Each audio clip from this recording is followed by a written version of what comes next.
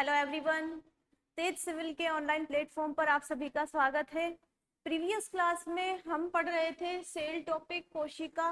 Previous class में जो हमने पढ़ा है उसको हम क्विकली रिवीजन कर लेते हैं। प्रीवियस क्लास में हमने क्या देखा, जो सेल है जिसे हिंदी में कोशिका कहा जाता है वो लैटिन वर्ड है सेल्यूला, उससे बना हुआ है। और सेल्यूला का मीन क्या होता है, एक बंद कमरा। और जो ह्यूमन बॉडी है उसका हम एक पार्ट लेंगे, उसको हम माइक्रोस्कोप में देखेंगे तो हमें कुछ इस तरह की संरचनाएं दिखाई देगी। और इनमें से जब हम ये एक संरचना है उसको लेंगे तो वो क्या है, उसको हम कहते हैं सेल, क्योंकि इसी से मिलकर हमारी ह्यूमन बॉडी बनी हुई है। इसीलिए जो सेल है वो क्या है, संरचनात्मक इकाई, स्ट्रक्चरल यूनिट। उसके बाद हमने देखा जो सेल है उससे मिलकर टिश्यू बने हुए होते हैं। टिश्यू, जब बहुत सारे टिश्यू मिल जाते हैं तो उत्तक अंग बनते हैं। और अंग का एग्जाम्पल है इंटेस्टाइन और स्टमक। और उसके बाद अंग बनने के बाद बनता है हमारा अंग तंत्र, ऑर्गन सिस्टम। और उसका एग्जाम्पल है जैसे कि डाइजेस्टिव सिस्टम। इसीलिए जो सेल होती है उसे क्या कहा जाता है, क्रियात्मक इकाई। और इसी के साथ जो सेल है वो हमारी जैविक इकाई भी होती है। एंटोन वॉन ल्यूवेनहोक ने माइक्रोस्कोप का आविष्कार किया। और उसके बाद रॉबर्ट हुक ने क्या किया, कॉर्क की जो कोशिकाएं हैं उनको माइक्रोस्कोप में देखा तो उन्हें कुछ इस तरह की संरचनाएं दिखी। और इनमें से जो एक स्ट्रक्चर है उसको उन्होंने क्या कहा, उसको उन्होंने कहा सेल। जो ये एक संरचना है उसको उन्होंने कहा सेल। अब हम आगे देखते हैं ल्यूवेनहोक ये तो थे मृत कोशिकाओं में इन्होंने खोज की, लेकिन ल्यूवेनहोक ने क्या किया, बैक्टीरिया, स्पर्म और आरबीसी की सेल्स को देखा। और इसलिए क्या कहा जाता है, जीवित कोशिकाओं के खोजकर्ता कौन है, ल्यूवेनहोक। फिर हमने सेल थ्योरी देखी, कोशिका सिद्धांत किसने दिया, श्वान और स्लीडेन ने। इन्होंने क्या बताया कि जो सभी जीव है वो सेल्स के बने हुए होते हैं।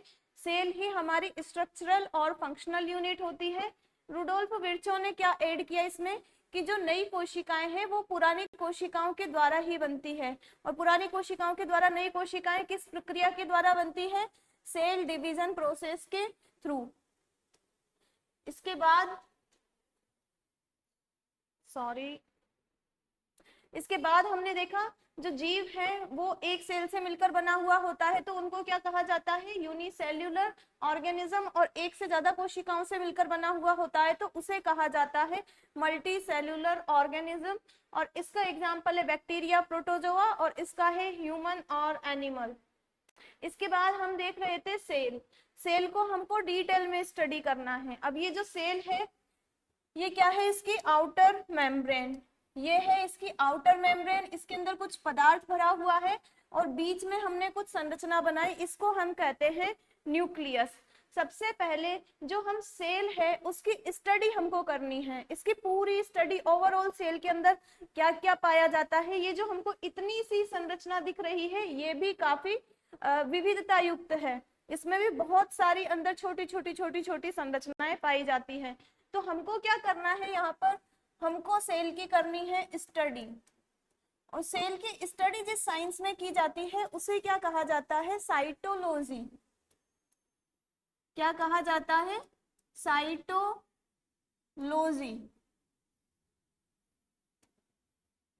अब इस सेल में हमको देखना है कि हमें क्या क्या पढ़ना है आगे। तो सेल की सबसे पहले क्या है, यहाँ पर इसको हम 2 पार्ट्स में डिवाइड कर देते हैं।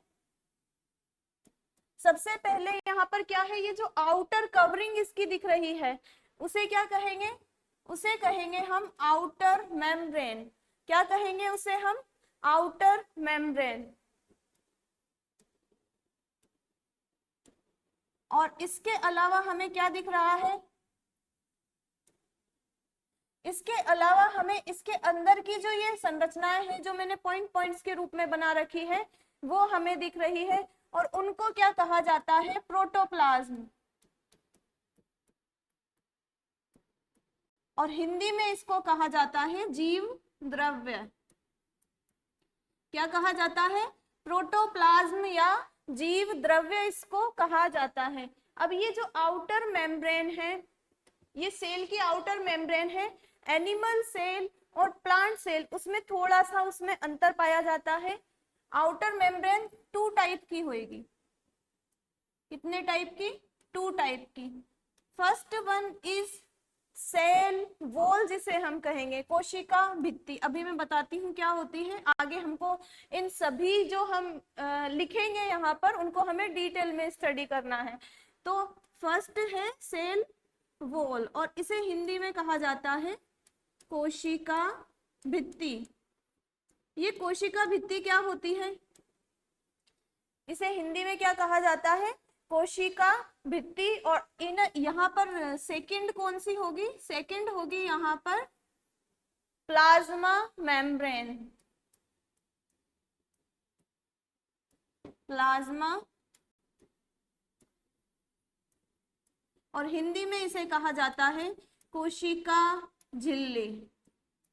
अब मैं आपसे बात कर रही थी कि जो प्लांट सेल है और एनिमल सेल है उनमें इनमें क्या डिफरेंस होता है। जो हमारी एनिमल सेल है, जैसे कि हमारी जो मानव है उसकी कोशिका है, उसमें ओनली पाई जाएगी प्लाज्मा मेम्ब्रेन। एनिमल में कौन सी पाई जाएगी? Only plasma membrane. लेकिन अगर हम प्लांट सेल की बात करते हैं, पादप कोशिका की बात करते हैं,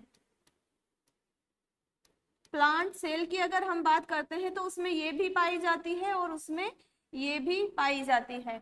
उसमें पहले पाई जाती है प्लाज्मा मेम्ब्रेन और उसके बाहर उसमें पाई जाती है ये सेल वॉल। अंदर वाली कौन सी है? अंदर वाली है इसमें प्लाज्मा मेम्ब्रेन। तो आउटर मेम्ब्रेन हमने इसकी देखी। प्लांट सेल और एनिमल सेल दोनों में उनमें थोड़ा सा डिफरेंस होता है। प्लांट सेल में जो प्लाज्मा मेम्ब्रेन है, कोशिका झिल्ली है, उसके बाहर भी एक और परत पाई जाती है और उसको क्या कहा जाता है? कोशिका भित्ति या प्लाज्मा कोशिका भित्ति या सेल वॉल उसको कहा जाता है। अब नेक्स्ट हम जीव द्रव्य में देखते हैं। जीव द्रव्य में भी 2 टाइप होंगे। जैसे कि ये पूरा जीव द्रव्य है, इसमें ये बीच में जो संरचना है वो क्या है? इसके बीच की जो संरचना है उसका नाम है न्यूक्लियस और इसको हिंदी में कहा जाता है केंद्रक। और इसके अलावा जो ये अंदर संरचनाएं भरी हुई है उसको क्या कहा जाता है? उसको कहा जाता है कोशिका द्रव्य या साइटोप्लाज्म। क्या कहा जाता है? कोशिका द्रव्य।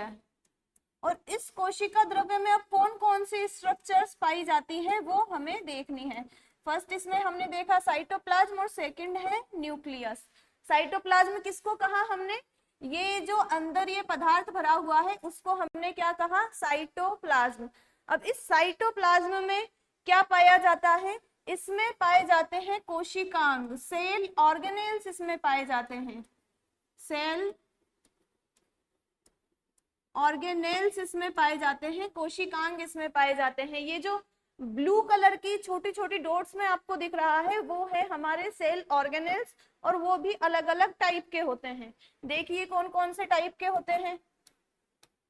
यहाँ पर हम देखते हैं cell organelles, first type, second type और थर्ड टाइप।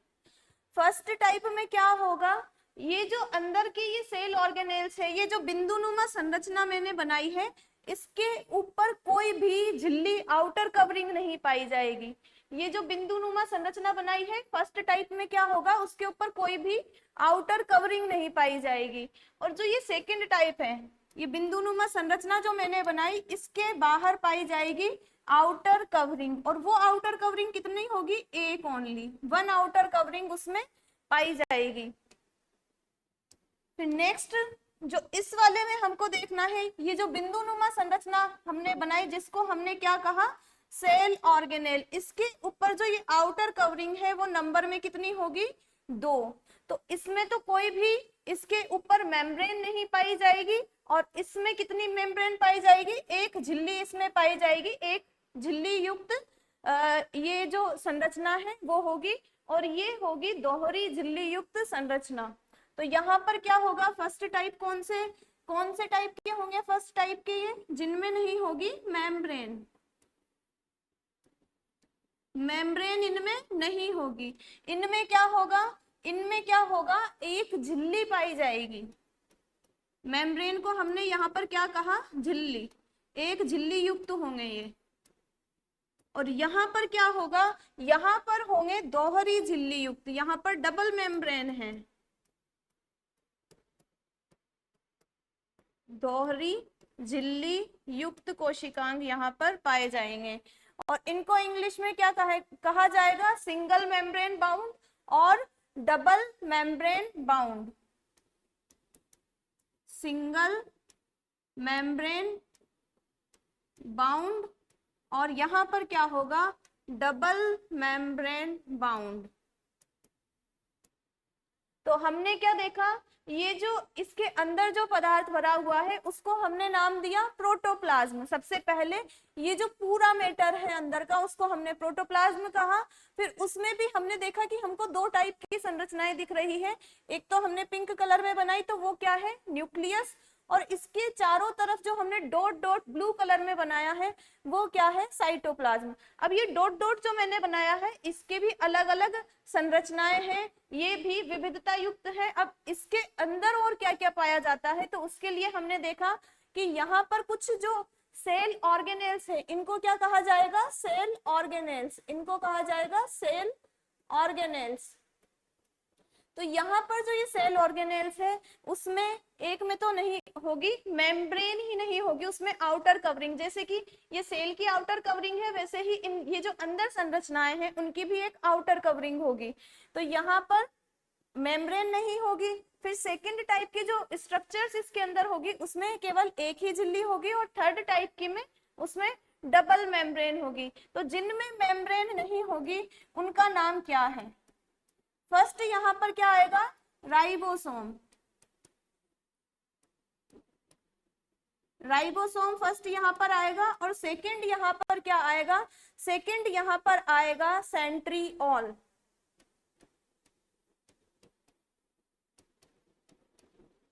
तारक केंद्र इसको हिंदी में कहा जाता है। तो ये जो दो संरचनाएं मैंने यहाँ पर लिखी इनके बाहर कोई भी आउटर कवरिंग नहीं पाई जाती है, इनको हमें डिटेल में आगे स्टडी करेंगे। अब हम देखते हैं एक झिल्ली युक्त कोशिकांग। अब एक झिल्ली युक्त कोशिकांग है वो कौन कौन से हैं, सबसे पहले यहाँ पर आएगा एंडोप्लाज्मिक रेटिकुलम,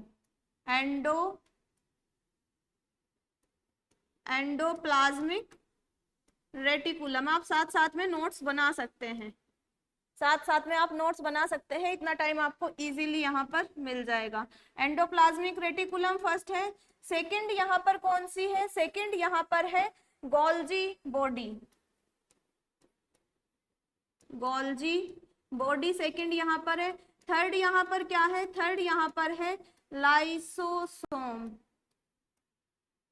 थर्ड यहाँ पर कौन सी स्ट्रक्चर है, लाइसोसोम। और फोर्थ यहाँ पर है वैक्यूल,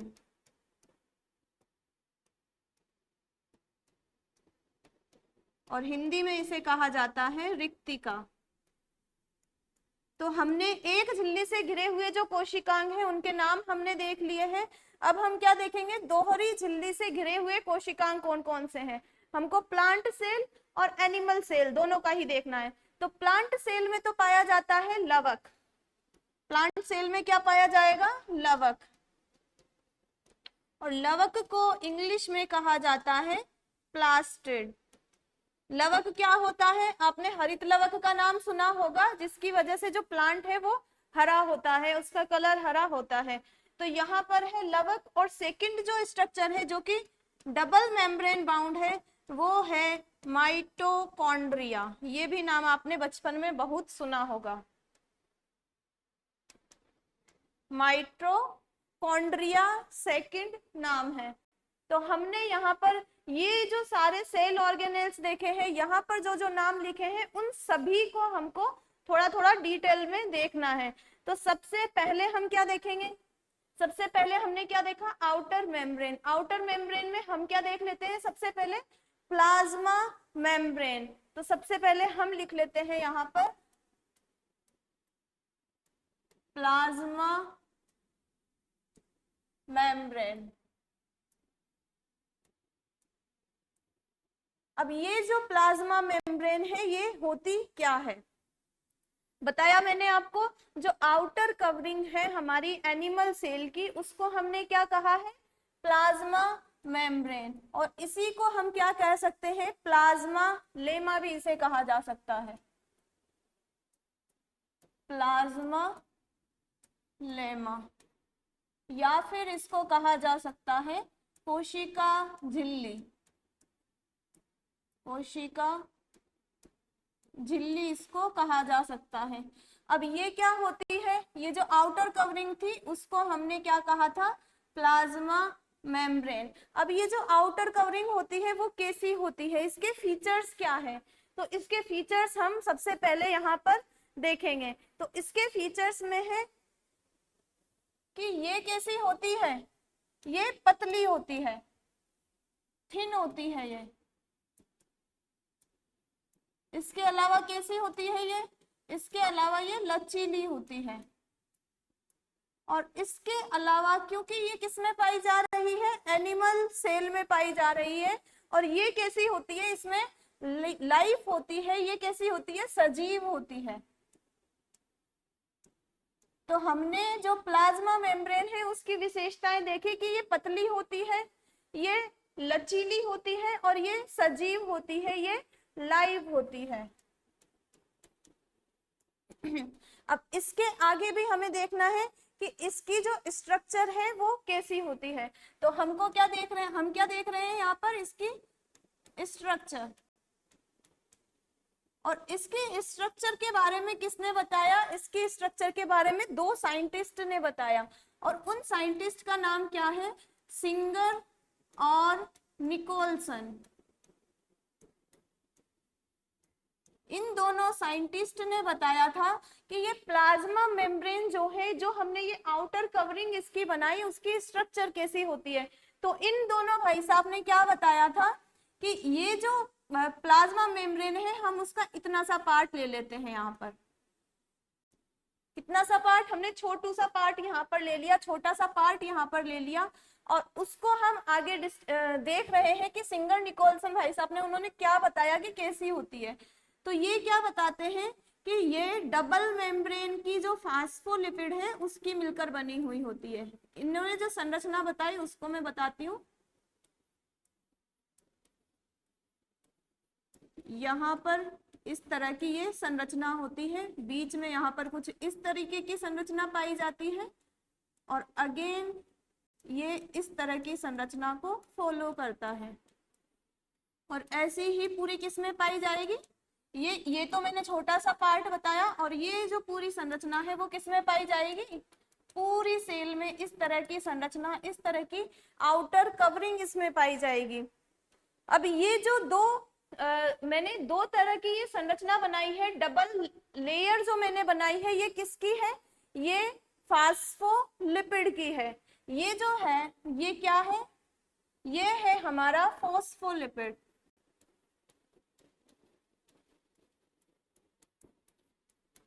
फॉस्फोलिपिड हमने पढ़ा था जब हम लिपिड पढ़ रहे थे, तब जो कंपाउंड लिपिड था वो क्या था, वो था फॉस्फोलिपिड, क्योंकि इसमें लिपिड के साथ फॉस्फोरस जो फॉस्फो जो समूह है वो भी इसमें जुड़ा हुआ था, इसीलिए ये लिपिड कौन सी है, कंपाउंड लिपिड। अब इसमें क्या पाया जाता है, फॉस्फोलिपिड की बाइलेयर मेम्ब्रेन, बाइलेयर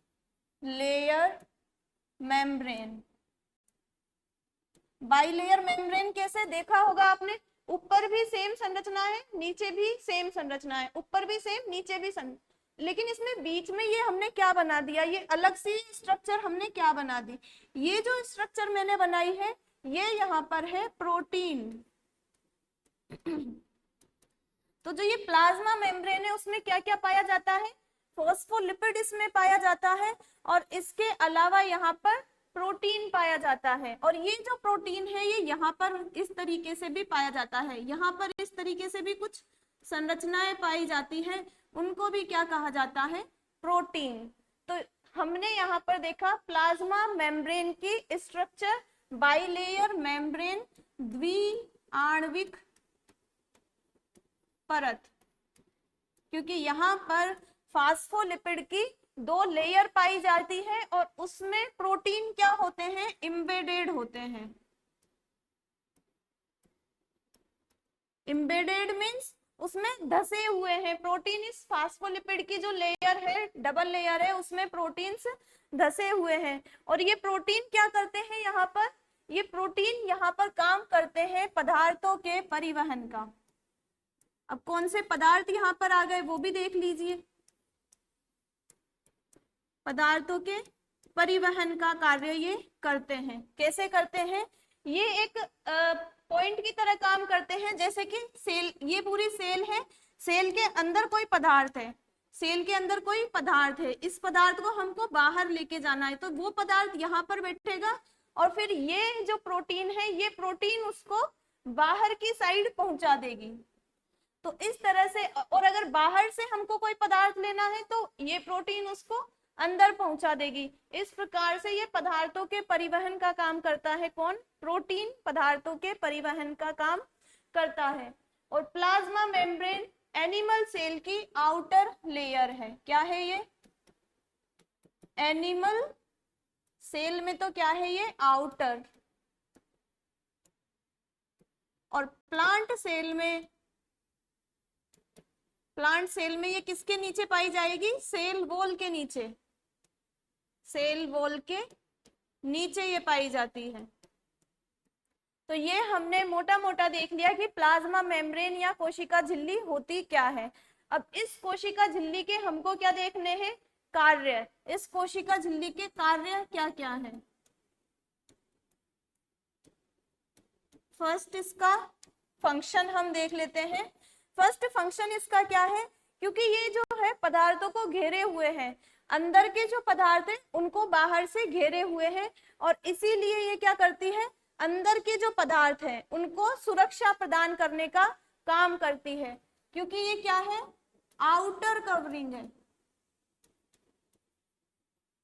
ये आउटर कवरिंग है, इसीलिए अंदर के जो पदार्थ हैं, भीतर के जो पदार्थ हैं उनकी क्या करती है, ये सुरक्षा करती है। और इसी के साथ, क्योंकि आउटर कवरिंग है, इसीलिए आउटर कवरिंग है ये, इसीलिए जो सेल की आकृति है, सेकंड क्या है, क्योंकि ये आउटर कवरिंग है इसीलिए सेल की कैसी आकृति होगी वो कौन डिसाइड करेगी, प्लाज्मा झिल्ली। सेल की आकृति कैसी होगी, जैसे कि हमने क्या देखा था, जो आरबीसी है उसकी आकृति कैसी थी, उभयावतल, बाइकॉनकेव। और इसी के साथ जो हमारे ह्यूमन में नर्वस सिस्टम पाया जाता है और नर्व्स जो पाई जाती है, तंत्रिका जो पाई जाती है, उनकी आकृति कुछ अलग तरीके की होती है। जैसे उनकी आकृति कुछ इस तरीके की होती है, इस तरीके की कुछ उनकी आकृति होती है। तो ये जो आकृति बनाने का काम है वो कौन कर रहा है, हमारा आउटर कवरिंग, हमारी सेल मेम्ब्रेन है, कोशिका झिल्ली है, तो वो जो है वो आकृति बनाने का काम करती है। इसके अलावा ये क्या है, ये हमने क्या बताया, पदार्थों के परिवहन करने का काम करती है। बाहर के जो पदार्थ है उनको अंदर, और अंदर के जो पदार्थ है उनको बाहर भेजने का काम करती है। लेकिन ये क्या करती है, हर किसी को ही अंदर या बाहर नहीं जाने देती है। जो हमारी सेल के लिए यूजफुल जो होगा उसी को ये अंदर जाने देगी, और जिसको ही बाहर जाना इंपॉर्टेंट होगा उसको बाहर जाने देगी। तो ये क्या होती है, चयनात्मक पारगम्य इसको कहा जाता है। ये जो प्रॉपर्टी है इसकी, इसको क्या कहा जाता है, चयनात्मक पारगम्य। इंग्लिश में इसको क्या कहा जाता है, सेलेक्टिवली परमिएबल, सेलेक्टिवली परमिएबल ये होती है। कौन सेलेक्टिवली परमिएबल होती है, ये हमारी कोशिका झिल्ली, क्योंकि ये कोई सेलेक्टिव जो चीज है उसी को अंदर जाने देगी और सेलेक्टिव चीज को ही बाहर निकलने देगी। अब ये जो परिवहन है, सेलेक्टिव परमिएबल तो हमने देख लिया, इसके थ्रू ये क्या कर रही है, पदार्थों का परिवहन। अब ये परिवहन किस तरीके से करेगी, परिवहन करने के भी इसके अलग अलग मेथड्स हैं। जैसे कि फर्स्ट हम देख लेते हैं विसरण। विसरण उसको कहा जाता है। विसरण में क्या होता है देखिए, विसरण को इंग्लिश में कहा जाता है डिफ्यूजन।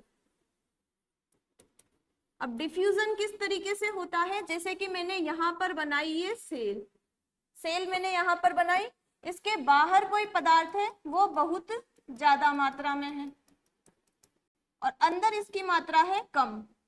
यहाँ पर क्या है, इसकी अधिक मात्रा है और अधिक मात्रा है यहाँ पर, और इसीलिए ये जो अधिक मात्रा है इसको हम क्या कहते हैं, फैंसी वर्ड, सांद्रता इसकी ज्यादा है। सांद्रता इसकी ज्यादा है बाहर, जो भी ये पदार्थ है इसकी सांद्रता बाहर है और अंदर क्या है, अंदर जो है वो सांद्रता कम है। सांद्रता क्या होती है, कंसंट्रेशन। सांद्रता को क्या कहा जाता है, कंसंट्रेशन। तो बाहर किसी पदार्थ की मात्रा अधिक है और अंदर किसी पदार्थ की मात्रा कम है, कंसंट्रेशन किसी की कम है, तो ये अधिक सांद्रता से कम सांद्रता की ओर पदार्थों का परिवहन करती है। अधिक सांद्रता से कम सांद्रता की ओर पदार्थ यहाँ पर परिवहित हो जाएंगे। और इसका एग्जाम्पल क्या है कि कौन से पदार्थ को ये इस तरह से परिवहित करेगी, जैसे कि हमारा है ग्लूकोज। तो फर्स्ट हमने मेथड देख लिया, विसरण के थ्रू, डिफ्यूजन के थ्रू ये पदार्थों का परिवहन करने का काम करती है। सेकंड हम मेथड देखते हैं। सेकंड मेथड जो हम देखेंगे वो है यहाँ पर परासरण। अब ये परासरण क्या होता है, ये वर्ड्स आपको फैंसी फैंसी लग रहे होंगे, लेकिन आप इनको थोड़ा भी रिवाइज करोगे तो ये आपको अच्छे से याद हो जाएंगे। परासरण को इंग्लिश में क्या कहा जाता है, ऑस्मोसिस। अब ये क्या होता है ऑस्मोसिस, अगेन हमने एक बना दी सेल। परासरण में हमको समझना है कि परासरण क्या होता है, तो हमने क्या बनाई, एक सेल। अब ये जो सेल है इसके अंदर ये मैंने वाटर कंटेंट बनाया, यहाँ पर ये क्या बनाया मैंने, वाटर, और यहाँ पर वाटर अधिक मात्रा में है, ये भी क्या है वाटर, लेकिन यहाँ पर क्या है, इसकी अधिक मात्रा अधिक है, सांद्रता इसकी अधिक है, और अंदर क्या है, इसकी कम मात्रा है। तो यहाँ पर भी क्या होगा, जो हमारा वाटर है, जल है, वो अधिक सांद्रता से कम सांद्रता की ओर जाएगा। यहाँ पर वाटर क्या होगा, अधिक सांद्रता से कम सांद्रता की ओर जाएगा। इसको क्या कहा जाता है, परासरण। और ऐसे भी हमारी जो सेल मेम्ब्रेन है, कोशिका झिल्ली है, वो पदार्थों को परिवहित करने का काम करती है। और ये जो झिल्ली होती है, ये जो झिल्ली है वो कौन सी होगी, यहाँ पर परासरण कौन सी झिल्ली के थ्रू होता है, परासरण जो प्रोसेस है, ये जो झिल्ली है अगर वो वही होगी तो तभी परासरण होगा। और उसका क्या नाम है, उसका नाम है अर्ध पारगम्य झिल्ली। अर्ध पारगम्य झिल्ली मीन्स कि कुछ सेलेक्टिवली जो पदार्थ है उन्हीं को ये अंदर जाने देगी और उन्हीं को ही बाहर जाने देगी। तो ये हमने देखा विसरण और परासरण क्या होता है। इसके अलावा कोशिका झिल्ली में कुछ और भी क्रियाएं होती है, उनके द्वारा यहाँ पर पदार्थों का परिवहन होता है। तो उन क्रियाओं को भी आप देख लीजिए। मान लीजिए ये कोशिका की सेल वॉल है, क्या है ये, सॉरी सेल मेम्ब्रेन है। सेल वॉल तो हमारी किस में पाई जाती है, प्लांट सेल में। तो ये क्या है, हमारी सेल मेम्ब्रेन है। अब यहाँ पर बाहर कोई पदार्थ है, बाहर में एक पदार्थ बना देती हूँ, यहाँ बाहर कोई पदार्थ है, तो इसको, इस सेल को अंदर की साइड लेना है। तो ये अंदर की साइड कैसे लेगी, ये पदार्थ मान लो अब मूव करता हुआ यहाँ पर आ गया, तो हमारी ये सेल क्या करेगी, हमारी ये सेल कुछ इस तरीके की संरचना बनाएगी और इसको अंदर ले लेगी, इस तरीके की संरचना बनाएगी और इसको इस तरीके से अंदर ले लेगी। इसको क्या कहा जाता है, हमारी सेल ने कुछ इस तरीके की संरचना बनाई और जो पदार्थ हमको चाहिए था वो अंदर ले लिया। इस क्रिया को क्या कहा जाता है, इसको कहा जाता है एंडो मीन्स अंदर, साइटोसिस। एंडोसाइटोसिस इसको कहा जाता है, क्योंकि यह है सेल से रिलेटेड। एंडो मीन्स अंदर। तो एंडोसाइटोसिस प्रोसेस के थ्रू इसने क्या किया, ये जो पदार्थ है उसको अंदर ले लिया, इस तरीके से अंदर ले लिया। अब मान लो यहाँ पर कोई पदार्थ है, यहाँ पर कोई चीज है जिसको इसको बाहर निकालना है, तो बाहर कैसे निकालेगी ये क्या करेगी, ये यहाँ पर भी कुछ इस तरीके की संरचना बनाएगी, इसको पकड़ने का काम करेगी।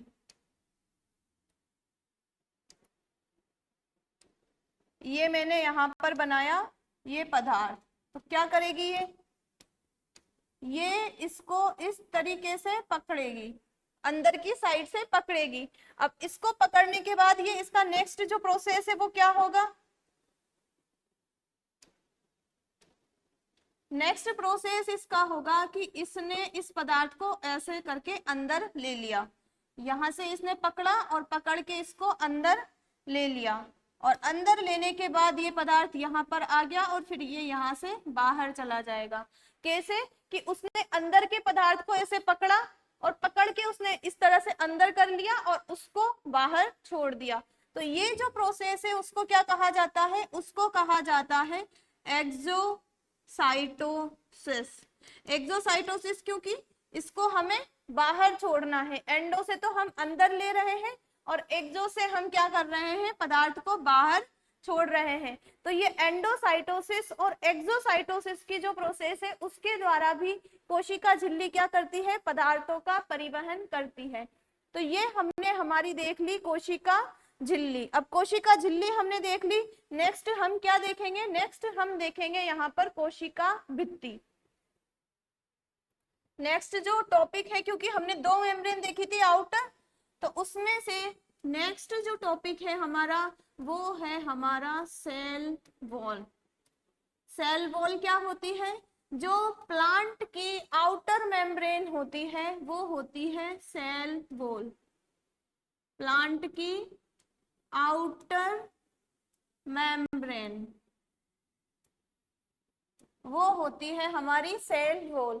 अब ये प्लांट की आउटर मेम्ब्रेन है तो ये कैसी होगी, ये होगी हमारी कठोर। देखो मैं यहाँ पर बना देती हूँ एक प्लांट सेल, ये मैंने यहाँ पर बना दी एक प्लांट सेल, ठीक है, ये मैंने प्लांट सेल बना दी। लेकिन इसमें क्या होता है, इसमें 2 लेयर्स पाई जाती है, 2 लेयर्स इसमें पाई जाती है। सबसे बाहर की जो लेयर होगी ये है हमारी प्लांट सेल। इसमें जो सबसे बाहर की लेयर है वो कौन सी होगी, वो होगी हमारी सेल वॉल।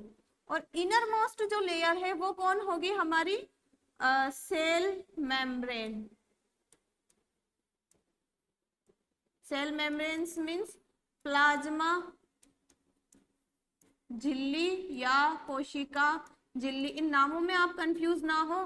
कोशिका झिल्ली आप हिंदी में कहें और प्लाज्मा मेम्ब्रेन आप इंग्लिश में कहें।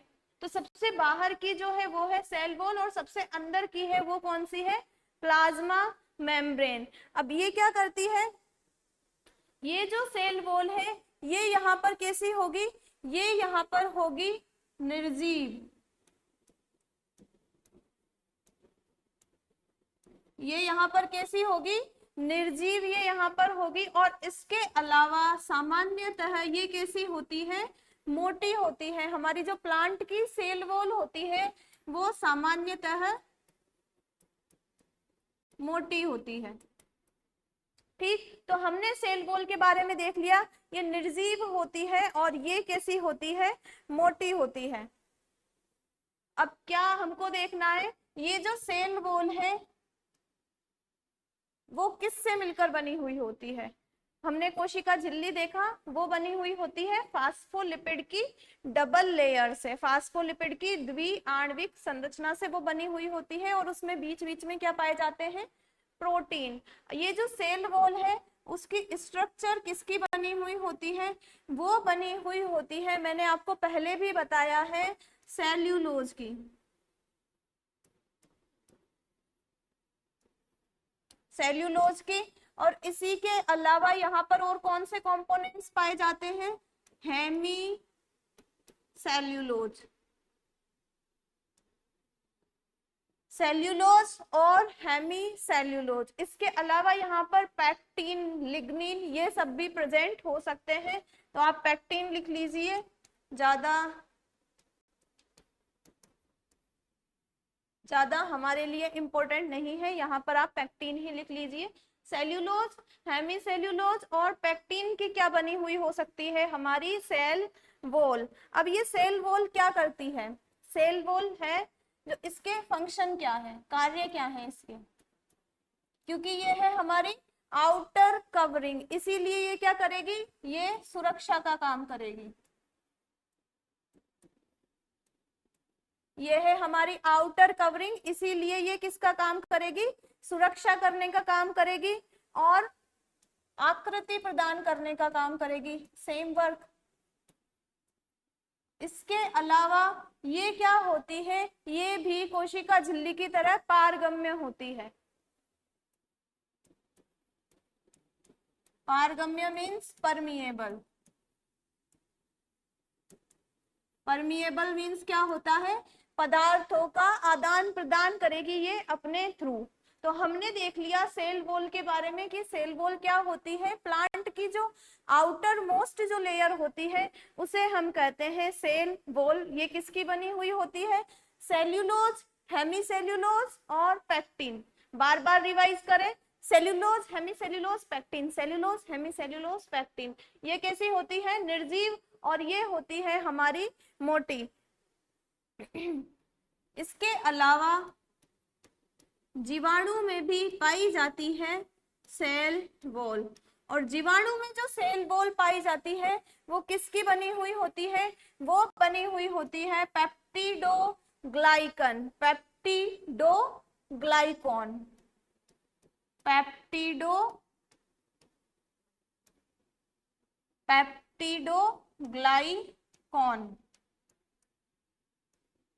पेप्टिडोग्लाइकॉन। जीवाणु की जो कोशिका भित्ति है वो किसकी बनी हुई होती है? पेप्टिडोग्लाइकॉन की, जीवाणु की सेल वॉल मिलकर बनी हुई होती है। तो हमने यहाँ पर देख लिए कोशिका झिल्ली और कोशिका भित्ति। अब हमें आगे क्या देखना है? हमें आगे देखना है, सेल वॉल देख लिया, प्लाज्मा मेम्ब्रेन देख ली, अब हमें इन पे आना है। और प्रोटोप्लाज्म में हमको साइटोप्लाज्म और न्यूक्लियस देखना है। तो सबसे पहले हम क्या ले लेते हैं? यहाँ पर न्यूक्लियस हम सबसे पहले ले लेते हैं। सबसे पहले हम ले लेते हैं न्यूक्लियस। न्यूक्लियस को हिंदी में क्या कहा जाता है? केंद्र किसको कहा जाता है? अब ये जो न्यूक्लियस है उसकी खोज किसने की? न्यूक्लियस को सबसे पहले किसने देखा? तो न्यूक्लियस के जो खोजकर्ता थे वो थे हमारे रॉबर्ट ब्राउन भाई साहब। कौन थे हमारे? Robert brown. रॉबर्ट ब्राउन जो थे उन्होंने न्यूक्लियस की खोज की थी। और कब की थी ये खोज? 1831 में न्यूक्लियस की खोज की थी। और ये जो न्यूक्लियस है वो सेल में सबसे बड़ा होता है। न्यूक्लियस है वो सेल में सबसे बड़ा होता है। न्यूक्लियस सेल में सबसे बड़ा होता है। और सामान्यतया ये कैसा होता है? सामान्यतया ये होता है गोल। न्यूक्लियस जो है वो सामान्यतया होता है गोल। अब हम न्यूक्लियस के बारे में देख रहे हैं तो हमको क्या देखनी है? इसकी स्ट्रक्चर कैसी है। तो न्यूक्लियस की स्ट्रक्चर हम देखते हैं। ये हम यहाँ पर बना रहे हैं न्यूक्लियस। 1 मिनट, ठीक है, हो गया काम। ये हमने बनाई है न्यूक्लियस की आउटर मेम्ब्रेन। आउटर मेम्ब्रेन हमने इसकी बनाई। तो इसकी जो आउटर मेम्ब्रेन है उसमें हमने क्या देखा है? उसमें हम देखते हैं, अगर हम इसको देखते हैं तो ये होती है डबल लेयर्ड। आउटर मेम्ब्रेन कैसी होती है न्यूक्लियस की? Double layered. Double layered outer membrane होती है। तो इस मेम्ब्रेन को हमने क्या कहा, इस मेम्ब्रेन को हम यहाँ पर एक नाम दे देते हैं और उसका क्या नाम है, उसका नाम है यहाँ पर न्यूक्लियर मेम्ब्रेन।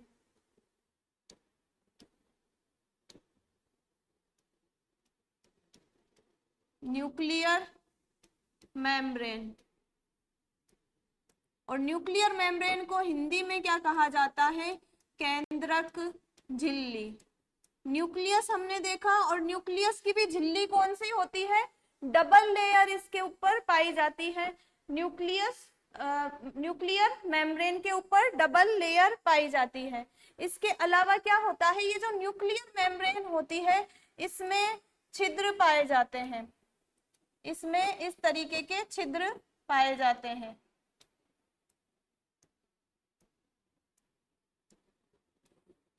न्यूक्लियर मेम्ब्रेन में क्या पाए जाते हैं, छिद्र, और इन छिद्रों को भी कहा जाता है न्यूक्लियर पोर।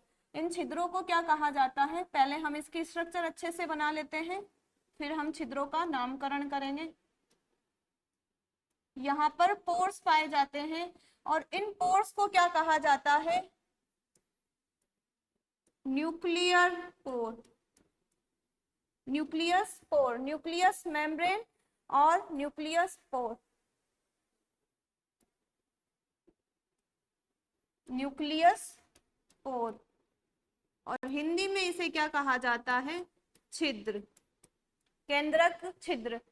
हमने केंद्रक की आउटर कवरिंग देख ली। अब क्या होता है, केंद्रक के अंदर भी कुछ पदार्थ भरा हुआ होता है।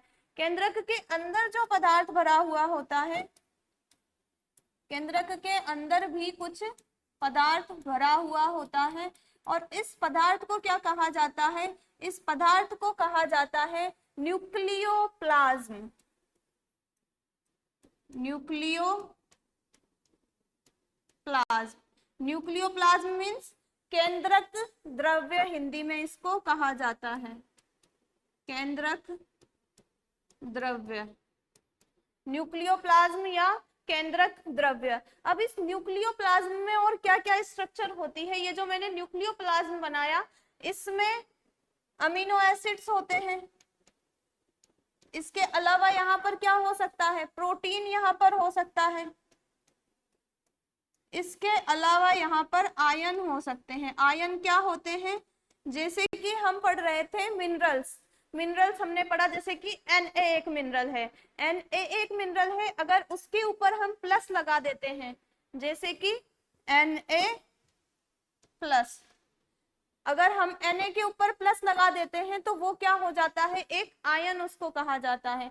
तो न्यूक्लियस के अंदर एक द्रवनुमा संरचना भी भरी हुई रहती है, उसे क्या कहा जाता है, न्यूक्लियोप्लाज्म, केंद्रक द्रव्य उसको कहा जाता है, और उसके अंदर अमीनो एसिड, प्रोटीन और आयन उसमें प्रेजेंस होते हैं। इसके अलावा इस न्यूक्लियोप्लाज्म में क्या पाया जाता है, एक जालनुमा संरचना पाई जाती है। इस तरह की एक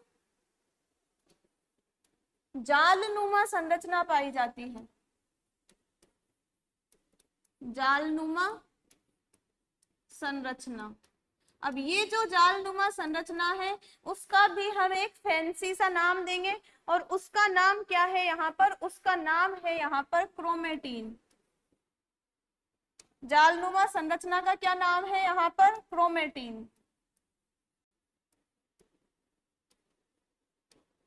और ये जो क्रोमेटीन होता है, जालनुमा संरचना में जो क्रोमेटीन होता है इसका नाम क्या है, क्रोमेटीन। और इस क्रोमेटीन में ही क्या पाया जाता है, जो डीएनए होता है वो क्रोमेटीन के अंदर ही पाया जाता है। मींस जो क्रोमेटीन होता है वही बेसिकली डीएनए होता है।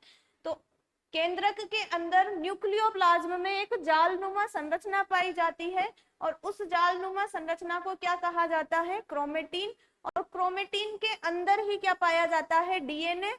और इसके अलावा अंदर मींस जो क्रोमेटीन है वो किससे मिलकर बना हुआ होता है, क्रोमेटीन मिलकर बना हुआ होता है डीएनए से, और एक प्रोटीन यहाँ पर होती है, उसका नाम है यहाँ पर हिस्टोन प्रोटीन। क्या है, हिस्टोन प्रोटीन यहाँ पर पाई जाती है। तो यहाँ पर हमने देख लिया डीएनए और हिस्टोन प्रोटीन। डीएनए क्या होता है? डीएनए होता है एक जेनेटिक मटेरियल,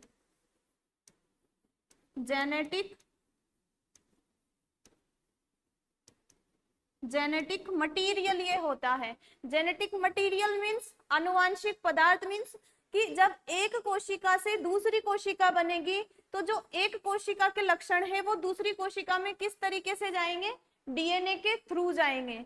वो लक्षण डीएनए के थ्रू जाएंगे। जैसे कि एक पीढ़ी से अगली पीढ़ी में लक्षण भी किसके थ्रू जाते हैं? डीएनए के थ्रू। तो डीएनए को क्या कहा जाता है? Genetic material. और ये जो क्रोमेटिन है वो क्या करती है? जब हमने देखा था एक कोशिका से बनती है दो कोशिकाएं, तो एक कोशिका से जब दो कोशिका बनती है तो उस प्रोसेस को क्या कहा जाता है? उस प्रोसेस को कहा जाता है सेल डिवीजन। ये जो सेल डिवीजन है, इस दौरान ये क्रोमेटिन कंडेंस हो जाता है। कंडेंस होके ये क्रोमेटिन क्या बनाता है? यहाँ पर क्रोमोसोम बनाता है। सेल डिवीजन के दौरान ये क्या बनाएगा? क्रोमोसोम, गुणसूत्र। ये गुणसूत्र का नाम आपने सुना होगा।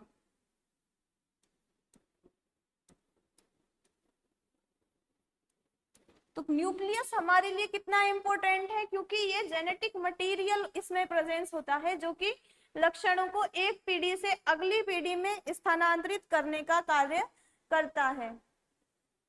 अब हमने देख लिया न्यूक्लियोप्लाज्म में एक क्रोमेटिन। क्रोमेटिन के अलावा यहाँ पर और क्या पाई जाती है? यहाँ पर कुछ इस तरीके की संरचना भी यहाँ पर पाई जाती है। इसको क्या कहा जाता है? इसको कहा जाता है केंद्रिका। केंद्रक के अंदर केंद्रिका। और केंद्रिका को इंग्लिश में क्या कहा जाता है? न्यूक्लियोलस। न्यूक्लियोलस इसको कहा जाता है। केंद्रिका क्या काम करती है? हमारी जो केंद्रिका है वो करती है राइबोसोम के संश्लेषण का कार्य। केंद्रिका क्या करती है? केंद्रिका बनाती है राइबोसोम। राइबोसोम के बारे में हम आगे पढ़ेंगे। राइबोसोम का फॉर्मेशन करती है। ये राइबोसोम जो है वो प्रोटीन जो हमारी बॉडी में बनता है उसके संश्लेषण में महत्वपूर्ण भूमिका निभाता है। कौन? राइबोसोम। तो हमने यहाँ पर देख ली न्यूक्लियस की स्ट्रक्चर, केंद्रक क्या होता है वो आपको अच्छे से समझ में यहाँ पर आ गया होगा। अब जो ये केंद्रक है उसके फंक्शन क्या होते हैं? केंद्रक के फंक्शन क्या है? कार्य क्या है इसके? तो ये क्या करता है? जो ये केंद्रक है वो कोशिका, केंद्रक किसमें उपस्थित है? कोशिका में। तो कोशिका के सभी कार्यों का नियंत्रण कौन करता है? कोशिका के सभी कार्यों का नियंत्रण हमारा केंद्रक करता है। कैसे क्या कार्य होगा उसका नियंत्रण हमारा केंद्रक करता है। इसीलिए केंद्रक को क्या कहा जाता है? इसीलिए केंद्रक को कहा जाता है कोशिका का नियंत्रण कक्ष। क्या कहा जाता है? कोशिका का नियंत्रण कक्ष। Controller and director of cell. Controller and director of cell. Controller and director of the cell इसको कहा जाता है। सेकंड फंक्शन क्या है न्यूक्लियस का? हमने क्या देखा? न्यूक्लियस में है डीएनए। क्या है न्यूक्लियस में? डीएनए है। अब ये जो डीएनए है उसका प्रतिकृतिकरण करने का काम कौन करता है? केंद्रक करता है। डीएनए का रेप्लिकेशन। रेप्लिकेशन मीन्स क्या होता है? रेप्लिकेशन मीन्स डीएनए से ही एक और डीएनए बन जाना, प्रतिकृतिकरण। तो डीएनए का रेप्लिकेशन करने का कौन काम करता है? केंद्रक। इसके अलावा केंद्रक क्या करता है? आरएनए का आपने नाम सुना होगा। आरएनए का सिंथेसिस का काम करता है। केंद्रक एक तो कोशिका के सभी कार्यों का नियंत्रण करता है, इसीलिए इसको कोशिका का नियंत्रण कक्ष कहा जाता है। और डीएनए के रेप्लिकेशन का काम करता है और आरएनए के सिंथेसिस का काम कौन करता है? हमारा केंद्रक। तो यहाँ पर हमारा केंद्रक कंप्लीट हो जाता है।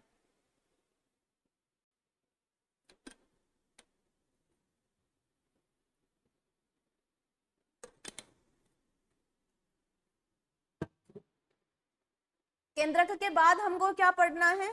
केंद्रक के बाद आप देखिए, हम देख रहे थे ये वाली सारणी, ये वाली टेबल। तो हमको केंद्रक के बाद क्या पढ़ना है? केंद्रक पढ़ लिया। अब हमको इनमें से कोई पढ़ना है, तो हम सबसे पहले यहाँ पे ले लेते हैं एंडोप्लाज्मिक रेटिकुलम।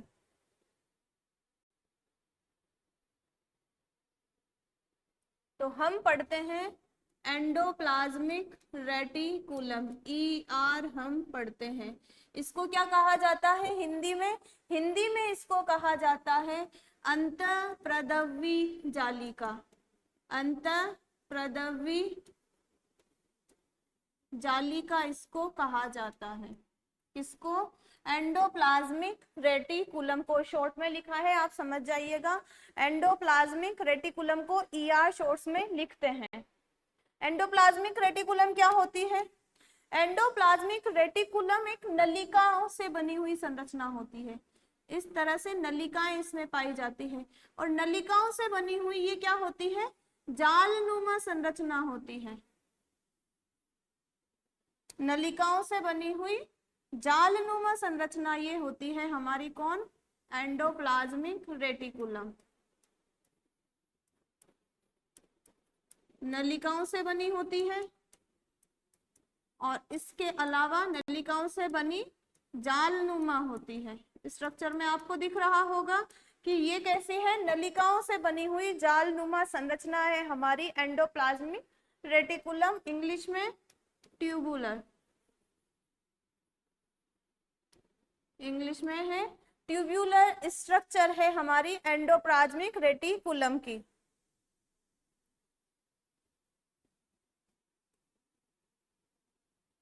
तो ये जो एंडोप्लाज्मिक रेटिकुलम है, यहाँ पर 2 टाइप की एंडोप्लाज्मिक रेटिकुलम पाई जाती है।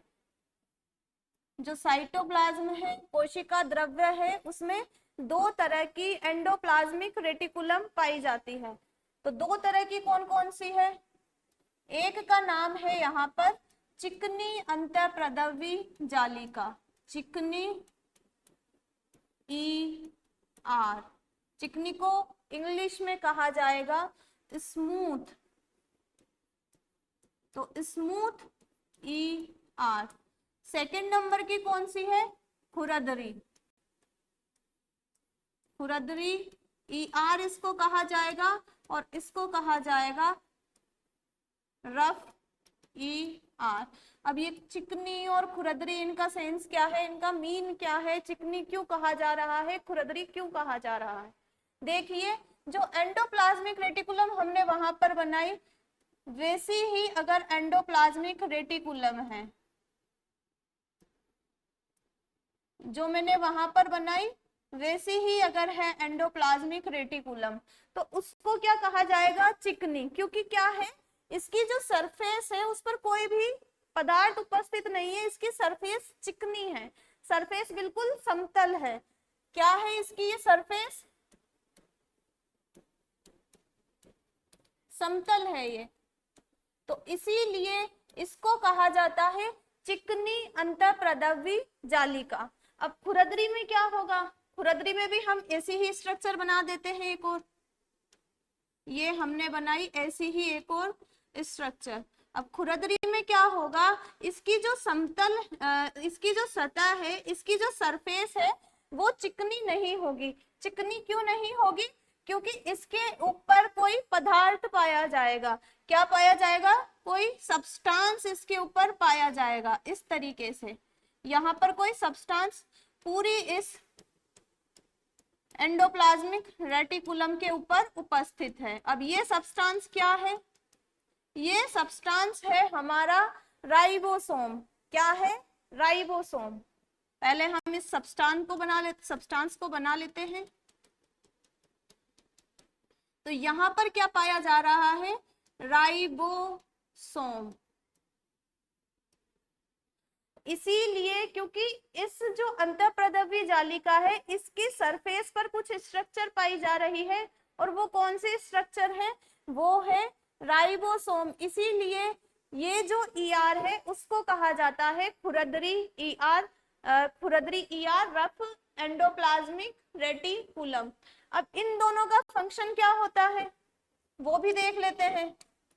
ये जो चिकनी ईआर है वो क्या करती है, वो करती है लिपिड का संश्लेषण करने का काम। चिकनी ईआर क्या करती है, लिपिड का संश्लेषण। और ये जो खुरदरी ईआर है, खुरदरी ईआर की सतह पर क्या पाया जा रहा है, राइबोसोम। और राइबोसोम मेनली क्या काम करता है, राइबोसोम काम करता है प्रोटीन सिंथेसिस का। तो यहां पर क्या बनाएगी, ये प्रोटीन। ठीक, आपको इनके वर्ग समझ में आ गए होंगे। अंतःप्रद्रव्य जालिका नलिकाओं की बनी हुई एक जालनुमा संरचना है, 2 टाइप की होती है।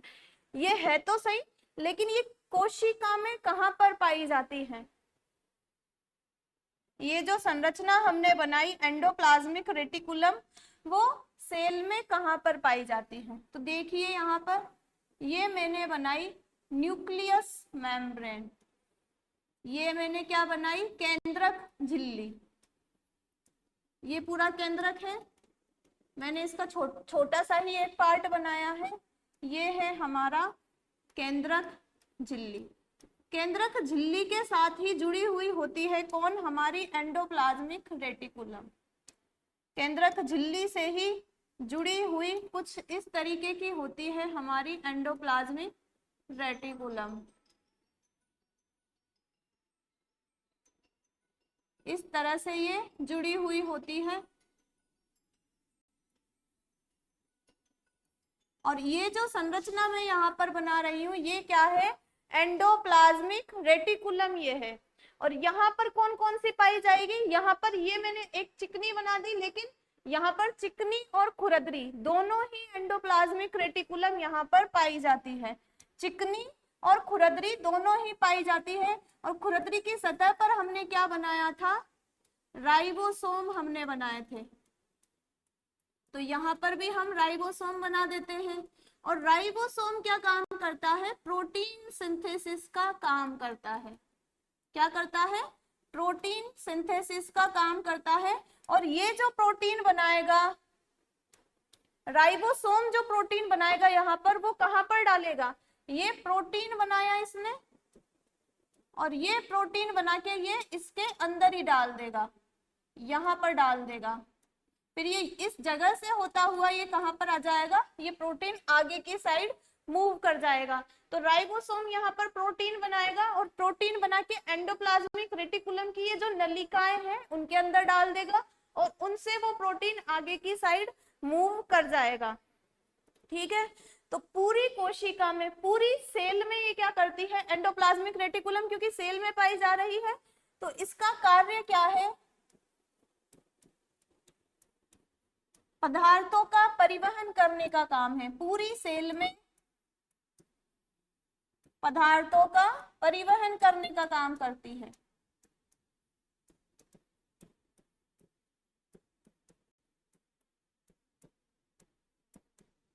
कौन करती है पदार्थों के परिवहन करने का काम, एंडोप्लाज्मिक रेटिकुलम। आपने समझा होगा जैसे कि प्रोटीन को ये मूव कर रही है, और मूव करते करते ये कोशिका की दीवार तक। अब यहाँ पर ये प्रोटीन है, ये बन गया। अब ये प्रोटीन यहाँ पर बन गया, तो ये एंडोप्लाज्मिक रेटिकुलम कुछ इस तरीके की संरचना बना लेगी। फिर ये जो प्रोटीन यहाँ पर बना है ये इसके अंदर आ जाएगा, फिर ये इससे अलग हो जाएगी, अलग हो जाएगी, और ये प्रोटीन इसके अंदर ही रहेगा। फिर आगे की साइड ये मूव करेगा, और आगे की साइड जो फंक्शन है वो हम आगे पढ़ेंगे, क्योंकि हम गोल्जी एपरेटस पढ़ेंगे, गोल्जी बॉडी पढ़ेंगे, तो उसका जो फंक्शन है वो आगे है। तो इस तरह से ये कुछ पदार्थ बनाएगी, और उसको ऐसे पैक करके उसको आगे की साइड परिवहन करने का काम करेगी। इसके अलावा इसका सेकंड फंक्शन क्या है? सेकंड फंक्शन है कि ये क्या करती है, ये कोशिका के कंकाल का काम करती है। कोशिका के कंकाल दिख रहा होगा आपको कैसी संरचना है इसकी। तो ये क्या करती है, कोशिका के कंकाल का काम, स्केलेटन का काम। और इसके अलावा हमने देखा जो चिकनी अंतःप्रद्रव्य जालिका है, SER जो है, स्मूथ एंडोप्लाज्मिक रेटिकुलम है, उसने क्या बनाया था? लिपिड। और जो रफ एंडोप्लाज्मिक रेटिकुलम है उसने क्या बनाया था? रफ एंडोप्लाज्मिक रेटिकुलम में प्रोटीन हमारा बनता है। तो ये है हमारे एंडोप्लाज्मिक रेटिकुलम के फंक्शन। तो आज के लिए हम इतना ही करते हैं, और जो हमने आज पढ़ा उसको एक बार रिवाइज कर लेते हैं क्विकली। तो आज हमने क्या देखा, जो सेल है उसकी स्टडी को क्या कहा जाता है? साइटोलॉजी। सेल के अंदर क्या पाई जाती है? आउटर मेम्ब्रेन, 2 टाइप की होती है। सेल वॉल उसको कहा जाता है, कोशिका झिल्ली या प्लाज्मा मेम्ब्रेन या प्लाज्मा लेमा इसको कहा जाता है। आप एक एक नाम ही याद कर ले, ज्यादा कंफ्यूज ना हो। सेल को इंग्लिश में सेल वॉल, और इसको कोशिका भित्ति, इसको कोशिका झिल्ली और प्लाज्मा मेम्ब्रेन, प्लाज्मा लेमा भी इसको कहा जाता है। फिर प्लांट सेल में क्या होता है? प्लांट सेल में ये दोनों ही प्रेजेंट होती है, लेकिन उसमें भी सबसे बाहर कौन सी होती है? कोशिका भित्ति। और एनिमल सेल में क्या होती है? Plasma membrane. उसके बाद हमने देखा प्रोटोप्लाज्म, इसके अंदर जो ये पदार्थ भरा हुआ है उसको हमने क्या नाम दिया था? प्रोटोप्लाज्म। इसमें जो ये पिंक कलर का मैंने बनाया ये क्या है? न्यूक्लियस। तो ये प्रोटोप्लाज्म, हिंदी में इसको जीव द्रव्य, और इसमें क्या है? न्यूक्लियस। और इसके अलावा साइटोप्लाज्म। साइटोप्लाज्म में क्या है? Cell organelles. उसमें कौन है? एक तो जिसमें मेम्ब्रेन ही नहीं है, एक जिसमें एक मेम्ब्रेन है, एक जिसमें 2 मेम्ब्रेन है। तो जिसमें मेम्ब्रेन नहीं है वो कौन है? राइबोसोम और सेंट्रियोल। और जिसमें एक ही मेम्ब्रेन है वो कौन है? एंडोप्लाज्मिक रेटिकुलम, जो हमने अभी पढ़ी। Endoplasmic reticulum, Golgi body, lysosome और रिक्तिका। और जिसमें 2 झिल्ली युक्त कोशिकाएं हैं, जिसमें डबल लेयर पाई जाती है, उसमें कौन है? प्लांट सेल में तो है उसमें प्लास्टिड या लवक, और एनिमल सेल में है mitochondria. Plasma membrane, plasma lemma, कोशिका झिल्ली, इसके स्ट्रक्चर के बारे में किसने बताया? सिंगर और निकोलसन ने। क्या होती है ये? डबल लेयर होती है। किसकी? फॉस्फोलिपिड की। फॉस्फोलिपिड क्या होता है? फॉस्फोलिपिड एक कंपाउंड लिपिड होता है, कॉम्प्लेक्स लिपिड होता है, सॉरी, कॉम्प्लेक्स लिपिड ये होता है। फॉस्फोलिपिड क्या होता है? कॉम्प्लेक्स, सॉरी कंपाउंड, इसको लिखिए।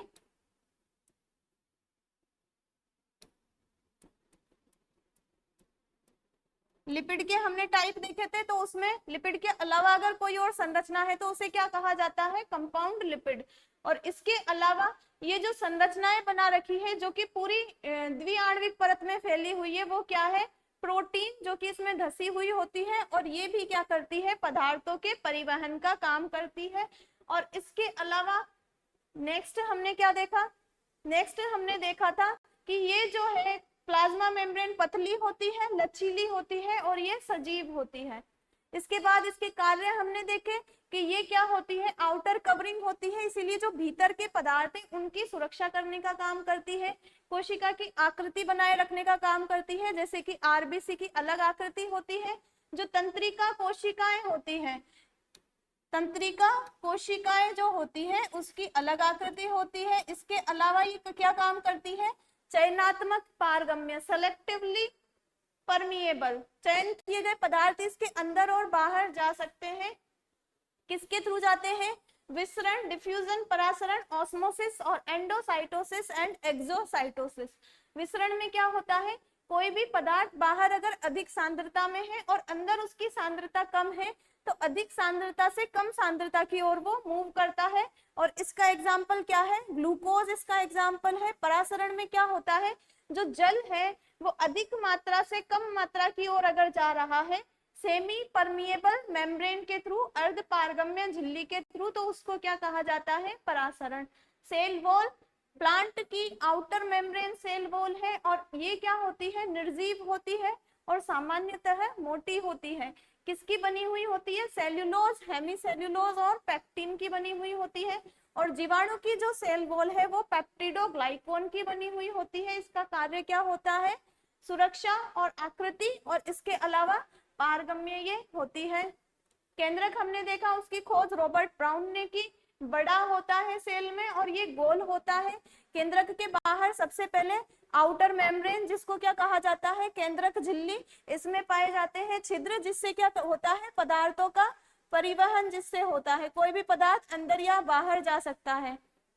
तो न्यूक्लियर पोर, न्यूक्लियर छिद्र होते हैं। और इसके अलावा इसके अंदर एक द्रव भरा होता है, उसे क्या कहा जाता है? न्यूक्लियोप्लाज्म या केंद्रक द्रव्य। उसमें क्या हो सकते हैं? अमीनो एसिड, प्रोटीन और आयंस उसमें हो सकते हैं। इसके अलावा इसमें जालनुमा संरचना पाई जाती है। ये जो जालनुमा संरचना है इसको क्या कहा जाता है? प्रोटीन। और ये क्रोमेटीन इसको कहा जाता है। और ये किसकी बनी हुई होती है? डीएनए और हिस्टोन प्रोटीन की। और डीएनए क्या होता है? जेनेटिक मटेरियल हमारा होता है। और जो ये क्रोमेटीन है वो क्या करती है? सेल डिवीजन जब होता है, एक कोशिका से हमारी दो कोशिकाएं जब बनती है, तो उस समय ये क्रोमोसोम में कन्वर्ट हो जाती है। इसके बाद हमने क्या देखा? इसके कार्य, कोशिका के सभी कार्यों का नियंत्रण कौन करता है? केंद्रक। डीएनए का रेप्लिकेशन करता है, आरएनए का सिंथेसिस ये करता है। इसके बाद हमने देखी ईआर, अंतःप्रद्रव्य जालिका, एंडोप्लाज्मिक रेटिकुलम, नलिकाओं से बनी हुई जालनुमा संरचना होती है। टू टाइप की होती है, चिकनी और खुरदरी। जो चिकनी अंतःप्रद्रव्य जालिका है उसकी सतह पर राइबोसोम नहीं पाए जाते हैं, इसीलिए उसको चिकनी कहा जाता है। उसकी जो सरफेस है वो समतल होती है। और जो रफ एंडोप्लाज्मिक रेटिकुलम है उसकी सतह पर क्या पाया जाता है? राइबोसोम। राइबोसोम इसकी सतह पर है, इसलिए ये प्रोटीन सिंथेसिस का काम करेगा। और चिकनी वाली जो एंडोप्लाज्मिक रेटिकुलम है वो लिपिड के सिंथेसिस का काम करती है। कहां पर पाई जाती है ये? केंद्रक झिल्ली से ही अटैच हुई रहती है। और ये क्या करती है? पूरी सेल में पदार्थों के परिवहन का काम ये करती है। इसके अलावा इसने क्या क्या सिंथेसिस किया ये देख लिया। और कोशिका के कंकाल का, स्केलेटन का ये काम करती है। आज हम सेल के बारे में इतना ही पढ़ते हैं। आप इन सब चीजों को रिवाइज करके आए। Thank you so much.